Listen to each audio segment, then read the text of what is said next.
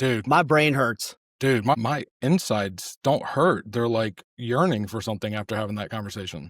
Yeah, like vibrating at a different level. What Spring dropped on us, what was incredible. I mean, if you do one thing, it's listen to this conversation. I mean, I am going to go back to listen to it. I took pages of insights from this business, life, relationships, how to actually have it all. Yeah, but I mean, don't people listen to this? It's so weird because we're saying that, but until you listen to the podcast and actually hear what we're saying, You're like not gonna she get it. doesn't have it all, but she has it authentically the way she wants it. And I've known her for a long time. She's a fellow 30, but I didn't know this. And it's not a ploy. This is if one of our trailers, this is not a ploy. That was a phenomenal fucking interview, or really just session to listen to what she does. So yeah, y'all need to check this one out. You had a life-changing moment with the accident that you were involved in, right? Like, I would love to know what went through your brain and how did that shift you? Who were you before that? And what did you decide? Who are you after that? When I was 20 years old, I was burned in a fire, and I was on a boat that caught on fire and exploded, and my body was burned. 85% of my body is a big giant scar and a burn. It's your choice if you live or die. And I was like,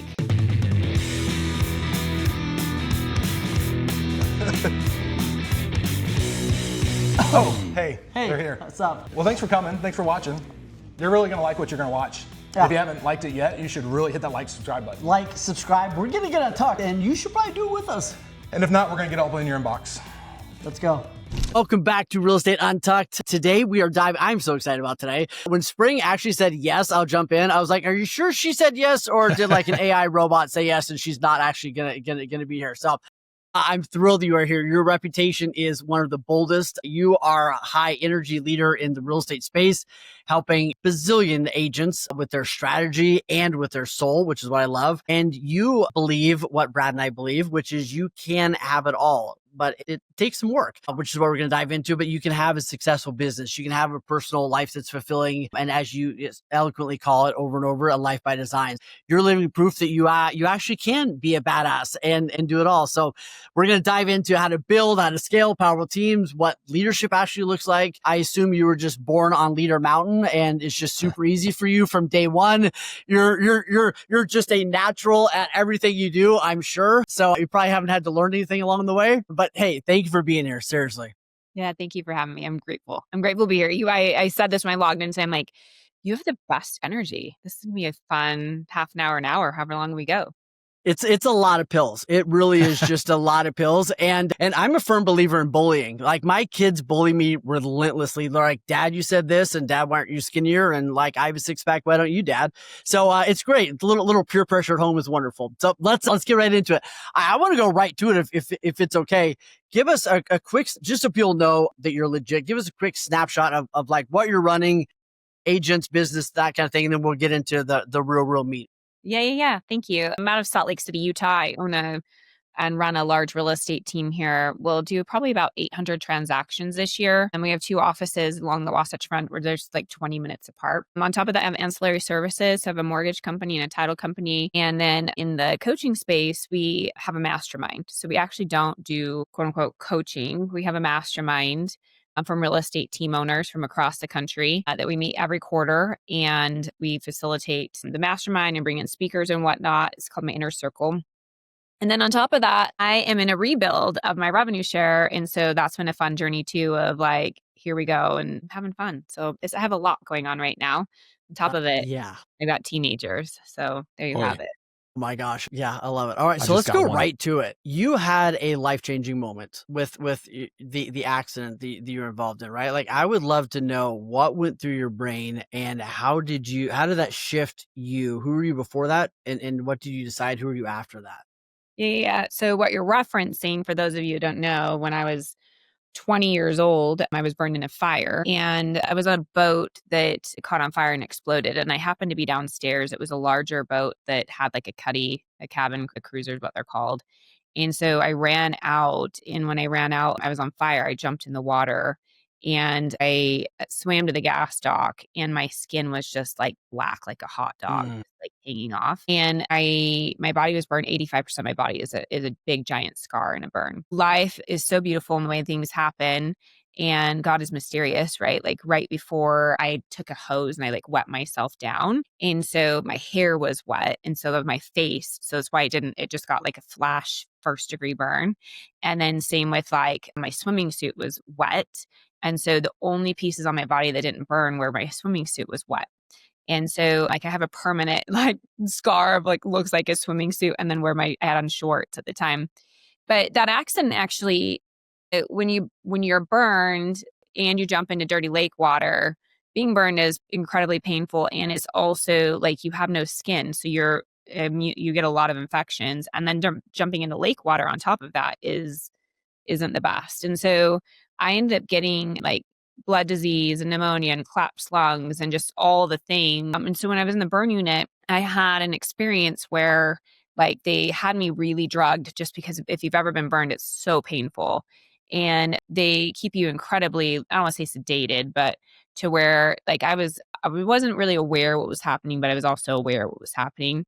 And I had an experience that it was probably about 2 weeks in, and all the sirens and lights were going off like you see in the movies of somebody who's going to pass away or was passing away. And I'm like, and it was my roommate. So in the burn unit, it was really full at the time. And so they had me in a room with another person. And she was an old lady who had burned her hip in the bathtub. And she had a burn that was like the size of a baseball, but it created so much that she actually ended up passing away. Wow. All the sirens and lights and stuff are going off. And I'm like, am I dying? Like, what's going on? Because you're just like, it was just Absolutely. weak, right? And I remember this so vividly that the doctor, I was like, he came in, I'm like, am I dying? And he's like, actually said this, he's like, no, little girl. Cause I was 20 and like when you burned, well, first of all, my hair would burn. So they put like these little like pig braids that were just like stuck against my head. But they also like you lose so much weight because your metabolism. And so I just looked like this frail little child, right? And he's like, it's your choice if you live or die. And I was like, yeah, like I just was like, this light bulb went off. I was like, boom. I was like, this is a choice. I was like, I'm going to choose then. And he's like, if you're going to choose, and he did say this. He's like, if you choose, you make it exceptional. And I just remember being like, I haven't seen who I marry. I haven't seen if I have kids. I haven't seen like any of them. Like, oh, if it's this easy, I'm going to choose. And so there's a way more to this story. I mean, I could tell the story for, like going really big depth, but the point of this is that like that moment clicked something in my mind, and it just started like this process of me actually starting to like mentally get to where I was healing. And so that one thing has taught me my whole life, like your life is one big giant choice, and you might not choose what happens to you, but you do get to choose how you respond to it. And so it's probably been the number one thing that I live by of like, no, you can't control it. In real estate, for example, you and I can't control interest rates or the housing market, but you can control how you respond to it, right? And so it's been something that I have lived for the last 24 years, and it's gotten me in some great situations. That's crazy. What do you do on the really? I'm guessing you don't have all good days, or maybe you do. Maybe you're just like Brad. You just only have good days. Do you reference that story? Do you have a mantra you tell yourself? Like, what do you do on the days that maybe something is going wrong, or you're having kind of that face down moment, or whatever it is? You know, Wayne, I actually don't really have bad days. Awesome. I know I know that might sound like, here's the thing. Tony Robbins talks about this. It's okay to have a bad moment, but it's not okay to have a bad day. Hey, I mean, the reality of it is that, yeah, don't get me wrong. I have things that like irritate me or frustrate me or whatnot, but I'm very much a resourceful of like, okay, let's evaluate where this is at. What do I need to do to change it or take action? I'm a believer of like, control the controllables, and I can absolutely. only control what I can control. And as long as Yes. I'm doing what I'm doing, then the rest is everybody else's problem, you know? Yeah. So I have to admit something. When Wayne led into that question, I thought he was going to talk about like your transition from real to EXP. And I was like, Yeah. hold on, this took a turn. Because Wayne, all right, sorry. So that's why I was like surprised. I was like, whoa, we're going deep quick. So We're gonna go now. yeah, Wayne's were Hey, why? This is untucked. I mean, let's go. Let's get all over it. Absolutely. You wouldn't be the first person to ask me about it, you know? no doubt. Yeah. Yeah. So no, I think though, like to answer your question, I'm not saying like I have unicorns and rainbows. Like I run multiple organizations. And don't get me wrong, I have some off days where energetically I'm like, oh, I can just feel like I'm a little off. But for the most part, like I just don't have bad days. Like I just am like, okay, there might be some things I need to solve, but that's part of life, you know? Yeah. And so I think it's just perspective. Like that Yeah. my perspective's pretty great. So I've started hiring based on like your internal locus of control. It's an old psychological test they did back in the 70s, but it's pretty much like, do you blame the world for your day, or do you say I can control my day and there's blips? So I started doing that a couple years ago because I couldn't work with some agents. They were great people, but they just rubbed me the wrong every day. I was like, I don't want to be around. I don't know what it is. And then once my therapist actually told me about this, I realized. So that's probably, I mean, not to diagnose you, I have no clue, but that's probably not bad days because you're like, this is not dictating my life. I'm going to dictate it, but that sucked. And how do we come back from it? So that's awesome. Yeah, my internal locus, to your point, is freaking great. Like I know that sounds like people. I actually, I'm going to go woo on you. I don't know human design or whatever, but I had a human design. If you don't research it, it's cool. But I had a reading yesterday, and she was like, "You have all." Like your internal is just like on point. And like, I really am. Like, I love myself. Like, I very much. And I think that's why, to be very candid with you, like the whole burn thing, I had it in my 20s. Like, think about it this way. Yeah. Being 20 years old, the 85% of your body's burn. Like, when I would look in the mirror and the burn unit, my nose was black, my lips were black, my ears were black. This was all pus. Like, and I would just look in the mirror and be like, okay, let's just get me out of here. Right. And so I think that like I've always just had a really great internal self-love. And I think part of it comes from as a child, like my parents put a very big emphasis on like who I was as a person and not so much as what I looked like, although I was always a cute kid, you know? But my point of this is when I was 20, my friends came to visit me in the burn unit, and one of my best friends, she looked at me and she was like, Spring, it's so meant that this was meant to happen to you. And I was like, what do you mean? And she's like, well, if it was any of us, we would want it to have died. And I was like, oh, okay. Do you know what I mean? Like, and so I just think I've just always had like a really great like internal locus or self-love or whatever. And so, yeah. Yeah. So let me ask this. It's interesting you say this because I had a coach years ago who said something to the effect of, I wish I could give everyone a near-death experience. He may have said more hardcore. I think he said something, I wish I could kill everybody and bring him back. Right. But so they can have that experience that gives you so much clarity and perspective and all those kinds of things. So here's my question for you. How are you teaching your mindset to kids, to team members, to like how are you helping people? It sounds nice. How are you teaching people or role modeling for them to get that, for them to actually experience and be able to kind of take that in? Yeah, that's a great question. I think about my children. So let's start there. I think so Brian and I'm married. We've been married for 11 years. We have 5 children combined. Yes, you have an incredibly hot husband, by the way. I mean, he is just such a good looking man. It's a little too much, actually. Do not put a picture of him on the screen. Keep going. I love my husband. He's so great. And I think a big component of it, though, is really helping them understand how life works. And so part of it is, and if you're raised in my household, you'll understand, like, we talk about like belief systems and where they're formed and how like 0 to 7, your life experiences create your beliefs. And then that 7 to 14, they're reinforced. My children understand, probably not my teenager, my 17-year-old, but my older ones are understanding very much on that conscious of like, hey, some of these experiences when you're younger created some of your fears and beliefs and your all this, right? And it's evaluating like, does this serve you? Like some of these things, does it serve you? And if not, can we go in and rewrite it, right? Can we see the experience for what it was and help you get out of that space? And so in terms of like my a little bit older children, we're really in those conversations around like, hey, you get to create. Yes, this happened, but we get to decide the meaning because we're all meaning makers, right? Yes. We get to decide the meaning of what we're going to put before this. But in terms of that, like we've always taught our kids about like to have more desire. So to desire more, like you can have it all, but then to go in and design it. So like, what is it that you actually want? Because if you're going to desire it, you've got to design how you're going to get it, right? Yes. And then from that design, that can even be like we're very much into like NLP in my family and stuff, right? So all of them going through upgrade, like the mental stuff, we're putting them all through that. But the design, and then from the design piece of like into even visualization and what are you saying to yourself, and then into the piece of understanding, then being in alignment. Are you showing up as the person to have what you say you want? And I think that's a big piece that we teach our children too. Like, are you being in integrity with what you've said you wanted? Is the universe will give it to you Yeah. if you're taking action. And so when I know you're like, what the heck? I just opened a Pandora's box. But we teach our kids like they can have anything they want, but they've got to desire it. They have to design it. And then you have to show up as somebody who and do the action to receive it.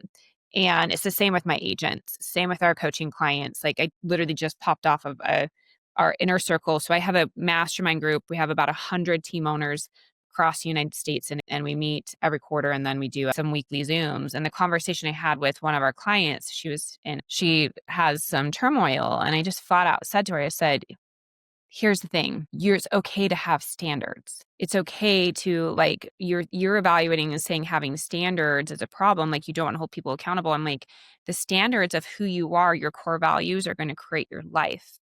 And so I'm like, you need to establish like who you are and then being congruent with what those are. And so we started talking about that as a leader of like, this is where you start making decisions from. And when you start making decisions from it, you're going to start feeling like you're in alignment and you're in power, right? So I'm all over the place in terms of like my kids, we teach them design. We teach them that they have to show up. They have to know what they want and they have to desire. And I think as a leader, it's going a little bit more of like, we're teaching that, but we're really going into that, like, who are you? And let's start making decisions based from that place. And it's okay to have standards and be in alignment of what you want, because you really can have it all, but you got to establish what that is first. Man, that's so, I feel like we could just spend like 7 hours right there. Right. Sorry. No, I think it's beautiful. Like the desire, then the design, then take the action is so great. Most people don't even have desires, right? They aren't clear even on what they want, and then go from there. So, Well, I want to say something on that. They don't, and neither did I. So I'm sounding very like, oh, I actually haven't always been that way. Like I don't know that I didn't have desire until I got into a couple of different environments and different trainings. And they're like, we want you to create 100 experience that you want to have and 100 material things. And I could come up with like maybe 10, yeah. 15. And the training was just that. He's like, as adults, we stop dreaming. We stop desiring more. And so it just keeps us really pigeoned. And so the whole point was go figure out some more things you could desire. Because once you start desiring, then you have to become the person to go create it. Right. Yeah. And that's where all the growth comes from. And I'm like, oh, once I actually really understood that, which was Wayne, about 6 years ago, 5 years ago, that's when my whole world exploded. Like that's where it went from Springs houses in Salt Lake City, Utah to the Spring you see now, is because I started understanding how all of this actually works. And I'm like, it's game on. Let's go. Wow. And I think the big part of that, you put yourself in rooms to learn that too, right? Like Yes. you're a knowledge seeker. So I know our podcast is a little bit for everybody, but that's the thing is people, I think also when they start dreaming about material items, right? They start like, oh, I'm not doing it for the money. I don't want to be greedy. I don't want to be over the top. And you're like, no, you're allowed to fucking want a Lamborghini if you want. I mean, if you want one, sure. But you're right. The actions aren't always followed up with the intention. So that's head on. I was in a room last week and I about died. I was sitting in the back and this woman raised her hand and she's like, she basically gave us every reason why she didn't want money because it was going to be more work and she was greedy. All the things you said. And I was like, Midwest syndrome, which is what I call it, but keep going. I was like, okay, you're literally telling this whole room that you're giving yourself permission just to play small instead of just saying, yeah, it's okay that I actually want a new car. Yeah. You know what I mean? Like the Yes. basic things, I was like, oh man, It's but so again, funny. it's back to that programming. Like Yeah. she was programmed that way from something, right? Whether her parents taught her that money was evil or it meant more work or whatever it is. And when you can understand where it all comes from, the neuroscience of it all, you can change anything. Is there a resource or a book? I'm not trying to be a nerd, but like the neuroscience, have you found something that's been kind of matches what you're thinking or how you've been Brad, Yeah, you want to change your life? Yeah. Go. His name is William Lamb. It's his podcast. His website is UPGRD. His podcast is, I don't know, Brokers of Secrets or something like that. But yeah, they actually teach you, like, that's the training I went through. And basically to like 30-second is that your brain is the supercomputer that runs your life, right? Like where we'd make all of our decisions. The problem is most of us are running off a really shitty old programming, like a Microsoft DOS, right? Think about it this Yes. way. We're running off the programming from our childhood, and then our parents were programmed from their childhood and all those things, right? And so the context, if you would think about it this way, it's upgrading your operating system from DOS to the new iOS.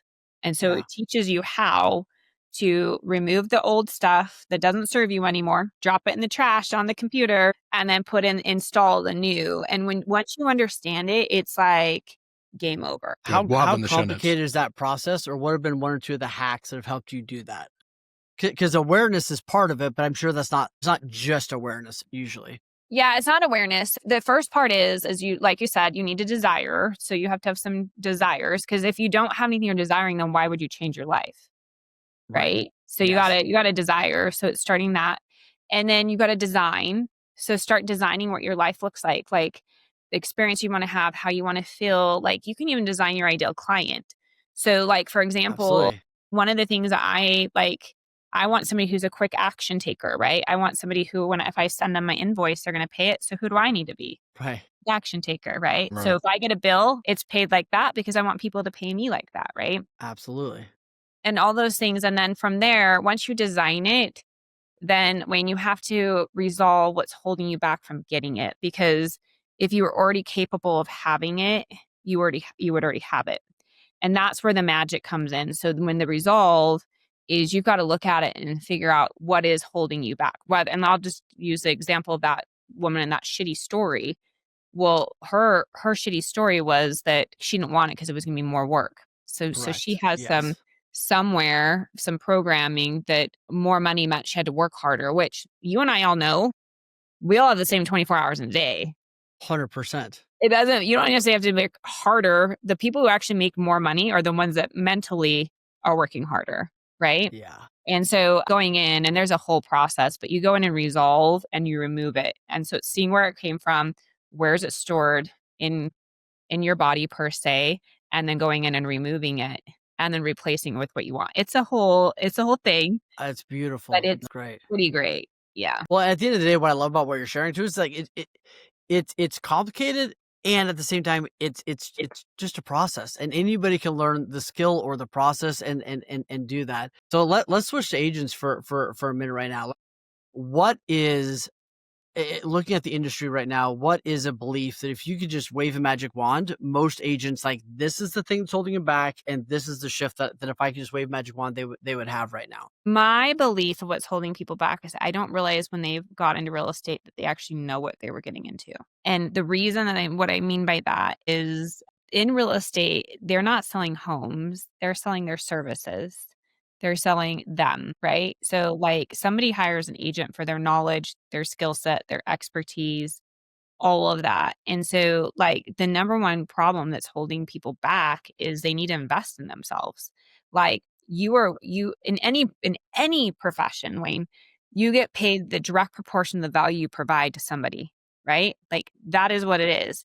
And so I think if people would realize, like, I'm getting in to this industry and I am the product. So I need to invest in myself. I need to understand the market. I need to know how to talk to people. I need to know like how to become that product or the person that is capable of having the business that I want. And I think if people would really understand that, I actually think that it would probably eliminate a lot of people, because I don't think they have the self-esteem to For sure. look at it that way. But it's just the truth. Absolutely. That's so good. Not the answer you thought, but it's a truth. No, it totally. I think about it for a second. So I think it's freaking beautiful. So let me turn to this for a second. You have built a lot of wealth through recurring income, through attracting agents, everything else. How have you been? What helped you make the decision on what to focus on? Because you're the kind of person, you can do 100 million different things, right? Like, how did you decide what to go all in on, and then what's led to your success in those realms? But like, first off, how did you decide, like, I'm going hard on these handful of things? Well, I think everything's kind of been a little bit of a fluke. If I'm being very candid. There you go. No. Hey, a little God magic in there is not a bad thing. We would have never planned it out, but it's awesome. Yeah. Yeah. So real estate team, small real estate team in Utah for years and years and years. And I really pride myself of that small Navy SEAL top performer until I got burnt out. Right. I was like, I am living Groundhog Day. And so I was like, okay, I need to scale it a little bit. And I started scaling it. And then I got to the messy middle, which you all know what the messy middle is, where your expenses are basically what you're making, right? And Yes. so all the income was really my production. And I was sitting there and looking like, well, wait a minute. Why do I have these 12 agents that I'm paying for all this stuff when really I could just be me making the same amount of money? Like, definitely, right? So what ended up happening, Wayne, was that I got burnt out and I had a coach at the time and I was like, I just think I'm done. Like, I don't want to do this anymore. And he's like, okay, well, let me ask you a question. And he said, do you see yourself going and taking listings for the rest of your life and sitting across that kitchen table? And the answer was no for me. There's nothing wrong with it. It just was not what I envisioned, right? And so he said, well, if that's the case, then you probably need to start treating this like a real business. And there was a little bit of gut punch because I think all of us who have real estate teams think of it as a business. Sure. But the reality of it is like, it wasn't a business at the time. And he's like, there's two things you need to do. You need to get some leverage and you need to know your numbers. And so I ended up hiring a sales leader, which was scary at the time, right? It was one of those things where I'm like taking on somebody else's salary and whatnot. And then also know your numbers to make educated decisions. That one decision changed the trajectory because he did a phenomenal job. And it was also in 2020 when the market just started to pop, right? And so we started growing really fast. Well, at that same time, my husband's in the real estate space as well. And I was exposed to all the brands. And here's the thing with brands. They're relevant in context. You can be successful anywhere. But the reality of it is that most people get so engrossed into their brand or ingrained that they don't see what else is out there, right? Absolutely. So the beautiful thing about being in this space is I could see people winning in every brand because my husband's broker agnostic. He doesn't care, right? And so I was seeing my friends or people grow in the revenue share world at that time. And I was like, wait a minute, why am I like stuck to my 20-mile like radius? Because I did open up a brokerage at that time. Right. I was like, this is kind of silly. Like, why would I not like look at this? And so I went into the rev share game in 2021. And I honestly thought like, oh, cool, that I'll make some money off my agents on my team. That money will pay the lease because I just bought a building. So it'll pay the payment, the team's lease of this building, and I'll be good. What I didn't expect was that like at the same time, my business was starting to explode and I was getting traction because as much as to say it, there wasn't a lot of women in the team space that were willing to really put themselves out there. Right. And so I was getting a lot of people asking, hey, will you speak? Will you do these things? And I was like, okay. And so I did the rev share thing, and it was like the perfect storm. The market boomed. I had leverage in my team. I joined rev share, and then I was getting asked to speak a bunch. And I was like, okay. And so rev share just started taking off. I would have never thought it was going to be what it was. But it just started taking off and it just became like such a really cool part of my life. And then as that happened, again, the team started growing. So we're like, oh, let's add these ancillaries and whatnot. Right. But that's really how it happened. It wasn't that I thought like I ever had this ambition. Now, to answer your question though, now I'm like, hell yeah, let's go. I'm going to grow a community of over 10,000 agents. And I'm very clear of where we're going. And it's a business and we have EOS and consultants and staff and all of that. But at the time, I had no clue what was actually going to turn into from it. Okay, so you make it sound way too easy. What did you do that most people aren't doing to grow the way you've grown? Because I know you're a great person. I know you're doing a lot of great shit. But there's got to be a handful of things that you've done well, or things you said no to. Things like what do you think are some of the things that you did different than most people do? Oh, yeah. Oh, I can tell you all of it because here's the thing. I'm starting over, Wayne. Absolutely. Like when I, Welcome, by the way. I'm yeah, very glad you're here. So thank yes. you. Thank you. Well, it's funny is I don't even know what brokerages people are at. So thanks. I'm glad. Yes, Isn't yes, that yeah. funny? Like I truly don't even know. But so yeah, I'm starting over. And so the reason that I said yes, starting over is that there's a blueprint. I know exactly what I did. And that's why I'm like, okay, I'm okay to come do it because I'm going to follow the exact same blueprint that I built. And so what I did differently was a couple of things. It started as a fluke, but then I quickly was like, I'm getting some traction here. And so I recognized was if you look at your business as a triangle, okay, I'll just put like little triangle on my Sure. hand. The bottom foundation, it was my real estate team. And so the real estate team gave significance of like, she knows what she's doing. She's not out there just attracting, like there's that piece, right? Yep. The second part of the triangle was my partnerships. And so that was mortgage, title, rev share, right? The third part of the triangle is the coaching. Okay. And then the Yep. top of the triangle is the brand. Now, the partnerships and the coaching always intertwined, always. And so what I recognized was as I started growing and scaling, the more value I started putting out there between doing webinars or lead magnets or all these things, Yep. I was growing both of the rev share and the coaching side. So a couple of things that I did that I'll walk people through if you really want to do it. First of all, you got to get really clear on who you are. People are attracted to winning. Like people are Yeah. attracted, they want to Yeah. be around winners, right? And so the key to it is making sure your production business stays significant and you're winning. At least for me, Yep. this is how it was. Sure. Absolutely. Yes. The second part was I very much knew like I needed to do marketing. So I got very consistent on social media. So I post every single day, multiple times a day. And I also grew an email list. So my email list, I started with nothing 3 years ago. I put out a lead magnet and I just started growing my email list. My email list now has like 19,000 agents that my open and click rate is about 68 to 70%. Jesus. Wow. And it's because I What the hell are actually you putting in that thing? say that again. What? What the hell are you putting in that email? I mean, is it like free Yeah. puppies and Well, I cocaine? actually, Like, what are we putting in there? well, I actually write them. So here's the thing. I write them.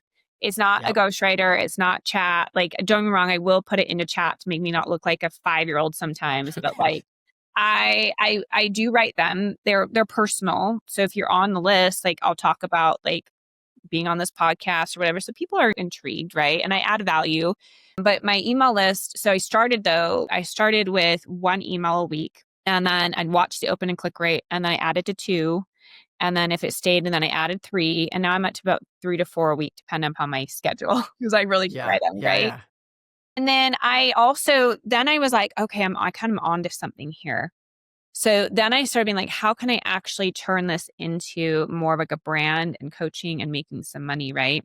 So I've hired like Wayne, I have literally spent millions of dollars on Spring, the human that I've Yes. talked about. Like Yes. you got to be the person that I'm telling the realtors, like you got to be like, I literally spent of understanding like to create me. And so understanding like marketing of who are you talking to? Because if you're somebody to everybody, you're nobody to, Correct. and so Correct. like if you pay attention to all my stuff, I address the team owner, like the team leader, like that's who I'm speaking to. And so what problems do we solve? And so I went in. So here's what I would tell people. People need to know who you are. So you need to start posting to social media. Yep. You need to have a message. So it can't just be to the general agent because it doesn't appeal, right? Know who you are. Like a good example, like the girls Yes. with grit. The girls with grit have their specific audience. John Cheplack has his audience. Yep. James has his audience, right? They're all talking to like a specific person. Grow your influence through like an email list, provide value. And then the other piece for my rev share, I would say, is events have always been my bread and butter. If somebody comes and they get into my world from like a real estate spring break or one of our coaching or our masterminds, if they want to join the rev share game, they are super attracted to it. And so I never, just so you know, like if you ever come to one of my events, we never talk about rev share. Ever, ever, ever. I do not talk about EXP. It might get brought up of like, oh yeah, I'm at EXP or whatever. But like I am not a bait and switch. So you're going to come, I'm going Yes. to provide you value. But if you're curious, of course, then they're going to come talk to me about it. But events have been probably the number one thing. Like I was looking at it just this last week. Did an event in January that was nothing to do with rev share. And I did an event last week. And in that room this last week for my rev share, I had 4 mega teams that I was like, you were at the January event, you were at the January event, you were at the January event. And I'm like, you're all here now in my rev share. So it's not, Yes. again, there's no conversation. It's just when people getting curious about it, then they're like, Yep. I want to talk to you about it. Yeah. But I got a question on that, because I believe that's how most of us want to run our businesses or podcasts or coaching businesses, is like, you don't want to do the hard ask because you feel like it's, sort of a bait and switch. Like, you're just doing it to get them here. But it's also, maybe it's not a question, but all the work you've done has allowed you to choose not to ask because your presence has allowed them to be drawn to you. And so I think it's a big difference, because most people want that and they're not there yet. And how would you tell somebody to walk that line of, you're not to your level, so they're not just attracted, but yet they do have to ask to get it sometimes?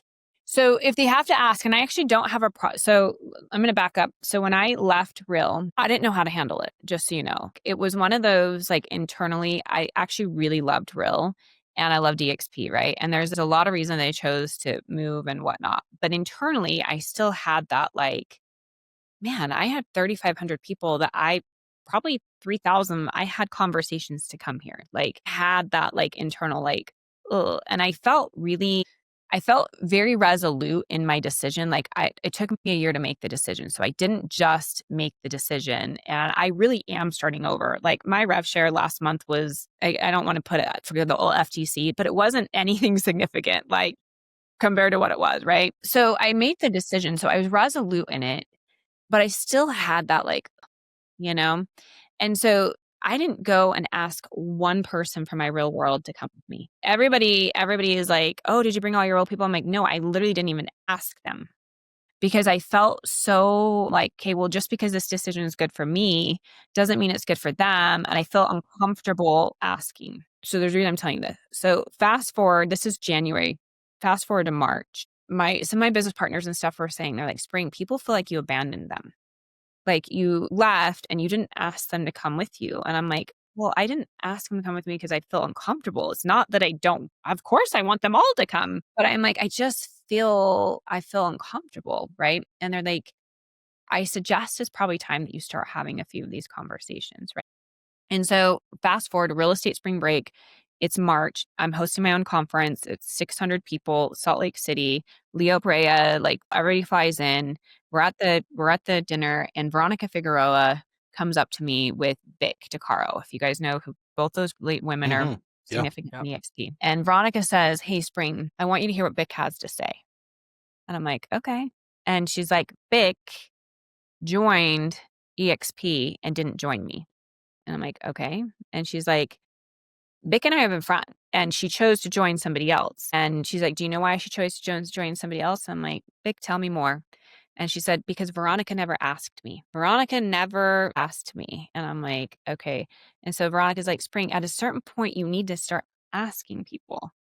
I'm like, oh, I've just never done it. I've never asked. Like, that was the thing when people were mad at me at Real, because I did get some of it, and people were great too. So this is not a real experience, but I understand why they were. But I said, I never asked one of these people to come join me at Real. So as much as they're upset with me, I didn't go sell them on this dream, right? Right. So my point of sharing this is, like, Veronica's like, you need to ask. And so I was like, okay. So I walked over to this woman who was with me at Real, because I had a bunch of my Real people that were there. And I just said to her, so I feel really uncomfortable right now, but I believe that I probably need to ask you. And so I just want you to know you are wanted, and I would love to be in business with you if you want to consider it. Yes. Yeah. And then so the lady called me the next day, and she's like, I'm in. You just needed to ask, right? And I was like, so there's 2 parts of this, Brad, you asked, and I'm going to answer. One, I think sometimes it's like, you've made the decision. You're proud of the decision you've made. So own it. I hear a lot of the people, even in my rev share, I don't know what to say to them. And I'm like, if you're really proud of it, like, that is why Brent Gove is the OG. He is so effing proud. Like, he's so proud of it. He's like, you need to be proud of it too, right? So there's a tactful way of just being like, hey, have you looked at the model? The other thing is I have a lot of friends or people in the conversation right now, and this is the advice I would give. And they're like, oh, expand, like, have you looked in the model? Like, yeah. I'm like, no. Have you really sat down? Anybody gone over the financials and how it actually works for you? And they're like, no, I haven't. I'm like, okay, would you be open-minded for us to sit down and look at it? So that's how I'm asking now when I'm like, somebody's like, and I'm like, okay, cool. And have Yeah. you actually sat down and looked at the numbers? And they're like, no, I haven't. I'm like, okay, well, then let's do that. And then I'll bring in whoever I need to bring into the conversation, whether it's the growth team or somebody in the upline. So, Brad, to your point, I have gotten to the point where people do just come to me, and I love it. And I would also say there is the piece of it too that you do just have to ask, and it's being in enough of a relationship that depend upon how you're going to ask. Yeah. And I think if people take nothing away from that last statement, even brand new agents, like if you just, even you that can stand on stage in front of 600 people you invited to come see you, get reluctant to ask. Like, just ask the damn question, your friends, your family. So yeah, because using the Veronica story, that's the same thing as like your cousin using somebody else or your best friend, is you didn't actually tell them what you could do for them. And you just assumed, and assuming gets people to join other people. So no, that's so good on so many levels. Well, and I think too, like, I mean, I look at how I ended up at Real. I owned a brokerage at the time, you guys. I ended up at Real because a mutual acquaintance of, or not a mutual, like a friend, but he wasn't like a really deep friend, called me one day and was like, hey, Spring. He's like, he's like, you know EXP? I'm like, yeah. He's like, have you ever explored it? I'm like, no. He's like, well, there's a new model that just came out just like it. Da, da, da. Like, you should check it out. I was like, I'm open-minded to it. I'll look at it. I wasn't at all being like, hey, I'm going to go make this decision. Do you know what I mean? The fact that he asked, and then the same way I got to EXP. Veronica Figueroa flew to Salt Lake City, and it was because CSU and EXP were talking about doing an enterprise agreement, and Veronica flew to Salt Lake City. She didn't have to. I didn't know her that well. And she flew to Salt Lake City, and we went to dinner, and she's like, hey, would you consider looking at this opportunity? And I'm like, it's a hard no. Like, thank you for asking, but I'd appreciate it, but it's no. And I was so crunchy that dinner. I was so annoyed. I was like, why the hell am I at this dinner right now? But what ended up happening, she at least asked.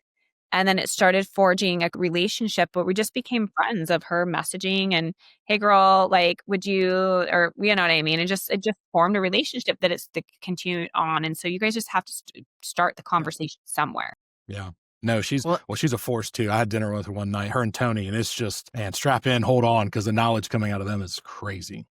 And I think it goes back to the heart, right? Like, if I really, people go like, what's the best script for recruiting to EXP? And it's like, think about it completely differently. Like, if I love where I am and it's made a significant impact on my life, like, I owe it to people to go like, hey, Brad, like, I don't know if you ever think about this, but like, I just want you to know that I would love to be in business with you. And is this your way of asking me? Is this a setup? Are you trying to ask me right now? We're not role playing at all right now. This is just real conversation. But it's saying like, hey, I care about you. This has been huge for me. I just want you to know that I would love the opportunity to walk you through it when the time is right. But like, it's not a script. It's like, I actually feel that way. And if I really care about him and this has actually been good for me, then I owe it to him to share that with him, which is beautiful. All right, well, I got two more questions. I want to say something really fast there, Brad. I think that's where you and I and Brad went, and I said that wrong because you were the one talking to me. I think that's where we win, is because we're in integrity, right? Like, we do believe in this. Like, I believe in it. Like, I've seen it. It's changed my life. Like, my life because of RevShare is so different, like, than it was 4 years ago. Right. And so, and even just my life right now from being at EXP, like that one decision in January has changed everything this year for me. Yeah. Everything. And I say that from a place of, from the conversations I'm in, the rooms I'm in, my business looks different. My partnerships look different. Like, I'm just like, and would I have thought it would have changed everything? Probably not. But it has. And so it's like, I'm in integrity when I'm like, you should really look at this. Like, it's been great for me. And I think that's the same for you guys too. Absolutely. All right, I got two more things I really want to ask you quickly before we run out of time. I would love to know, What are the one or two tools you're using to help you have dashboards and manage your life? And then, like, how do you get it all done? Like, what's the cadence? Like, how do you get all of the things done on a weekly basis? Like, is there a couple of hacks or things you've done really well that have helped? Yeah. So dashboards, we all know my husband's the CEO of Sisu, which is a dashboard. Awesome. Yes. Yeah. Beautiful. So we run our real estate team we run on the back end is truly is Sisu, and I can pull it up and tell you exactly. Like I was on Beautiful. right before here. My director of sales has said, "Hey, Spring, we got our set to met up by 25% this week." Like we run everything like a machine. I also use project management, of course, like with all my people in terms of I use Asana just because it's what we've used, but Monday.com or whatever works too. How I get it all done is I'm extremely leveraged. So I am a believer in your per hour activity, dollar per activity rate. And so I'm very aware of like what my time is worth and where I'm going to spend it. And so I have zero pride in saying I do it all. I actually do very little. And what I mean by that is like we have house managers, I have assistants, we have people who run our organizations. I mean, even on the rev share world, I have somebody who works for my rev share organization already for onboarding and Yeah. systems and stuff. And we've got like 400 people. Like, and I've had her since 200 because I was like, I know having the leverage, like if I have to babysit everybody getting onboarded into this is going to be a nightmare, right? And so I'm just extremely leveraged and it keeps me in my sweet spot where I can be in conversations or leading. And so I actually have more time than I probably ever have, but it's having the right people on the right seats of the bus. Yeah, which is a whole podcast I'd love to do. So let me ask this two more, and then I'll let Brad jump in. What do you wish more people ask you about? It's a great question. Geez, we're going deep here. You know, I think it's not even in business. I really am a believer of you can have it all. And so I think for me, if it was like, hey, Spring, how can I really go create to where I have some soul freedom? And I think soul freedom comes from you having time freedom and joy and stuff, and just really that foundational pieces of that. I think that's where the next 5 years I'm staying in the real estate space. I've got some goals of rebuilding and whatnot. But after I think I'll go more into like the personal development space because I do believe like everything starts with you. Hence the answer to your Absolutely. question where you're like, what do Yeah. realtors need to know? I'm like, they need to know that they need to like be the product. And Yeah. I know I hate saying that way, the product, but like they are what they're buying. The Yeah. consumer is buying you. So it's 30 years from now. What do you hope is the legacy you've left? Like what do you hope is the impact that you've made? Like the people are like, man, she did blank the impact that she had in my life. Like, what do you hope that legacy is? Yeah, I would say if somebody asked me this the other day and I go, it's probably not the answer you're going to want. I do believe I'm having an impact outside of I already know I'm having impact outside of my family, but, like, my core of, like, in 30 years would be, like, my core, my family knows how much that I love them and empowered them and that I'm doing the work in terms of like me as Spring that allows them to pretty much have whatever they want and not significant, not from a material standpoint, but more of like that soul freedom component. Because it really starts with the woman. Like there's a book, it's on my desk, it's called The Queen's Code. Like the queen creates the king. Like Yeah. the woman in the family is what really sets the tone. And I'm a huge believer of that, of how we show up really determines a lot of it. So 30 years, I want the matriarch of just my family being like the absolute best and the rest of it's icing on the cake. Yeah. Well, and I'll say one thing. I'm very grateful that you have decided to step into the light on this because there are so many women that have not stepped into the light, right? They're doing these amazing things. They're amazing queens, whatever you want to call it, but they haven't really shared that with the world, right? It's like we have plenty of assholes telling us what doesn't work and how not to do it. You know what I mean? But I'm very grateful that you decided to step in and not only talk about it, but also role model because I think we need a lot more of that. And I think that's a really impactful thing for you to be doing. Yeah, I think for me, I mean, I think I know I can do it in the context of I've been the opposite. I've been the Mm, woman in her masculine for years yep. of like the grind, I want more, not Mm, showing up like emotionally. I mean, there's been a lot of it. And so it's like I've done a lot of work over the last few years, not even from a place of knowing that I needed to until I was like, whoa, I look perfect on paper, but this is not like like this is missing. Yeah. And it just has been this beautiful journey of like, wow, there's a lot of us in every field, but a lot of us in the female in the real estate space that have they're grinding, they're going for more and more. And it's like, well, what for? Yeah. How are you actually showing up? So I could do a whole podcast on that too, but I'm I can't excited. wait for you to do that. I think that would be a beautiful thing for you to put out to the world is how you made the ahas and the transition and how that's showing up now, and a roadmap for people would be beautiful. Yeah, I'm actually going to create a women's group, and we're going to launch it in October. I'm going to take 50 women through a year-long transformational journey. I'm partnering up with the beautiful coach, and Yep. it's going to be great. Yeah. No, I can't. That's amazing. Thank you Well, for doing that. that's a good way to end it. So thank you for everything you're doing for the industry, the human nature, whatever, whoever, everybody that you're doing it for. So, and taking the time to hang out with us two schmucks for a little bit and shoot the breeze. Spring, we'll put some contact information, your socials and stuff in the show notes so people can find you and ask you to work with you. So it makes it a little easier. But no, we really do appreciate it. So thank you for taking the time. You guys are the best. I appreciate You're you. amazing. Thank you so much. Seriously.